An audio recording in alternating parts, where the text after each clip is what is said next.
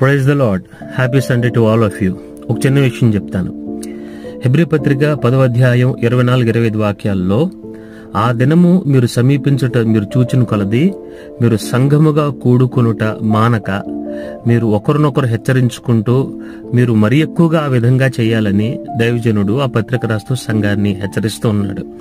ఈ చివరి దినాల్లో జీవిస్తున్న మనం సంఘాన్ని కూడుకోవటం మనం మానుకోకూడదు. ఆదివారపు ఆరాధన అనేది ఏదో కాసేపు వెళ్ళి కలిసేసి అటెండెన్స్ వేయించుకుని వచ్చేసేది కాదు, కానీ దేవుడిచ్చిన ఆజ్ఞ మనకిది. మనం పరిశుద్ధ దినాన్ని పరిశుద్ధంగా ఆచరించాలి. ఆ ప్రభు రాకడ దినాలలో ఖచ్చితంగా మనం సంఘానికి వెళ్ళి కూడుకున్నట్టు మానొద్దని వాక్యం సెలవిస్తుంది. కనుక మీరందరూ తప్పకుండా చర్చికి వెళ్ళాలని నేను ప్రేమతో తెలియజేస్తున్నాను. అలాగే వెళ్ళండి, సంఘంలో బాధ్యతలు వహించండి, దేవుని వాక్యాన్ని స్వీకరించండి, ప్రభుని ఆరాధించండి, ప్రభుని మహింపరచండి. దేవుడు మిమ్మల్ని ఖచ్చితంగా దీవిస్తాడు. God bless you. Praise the lord.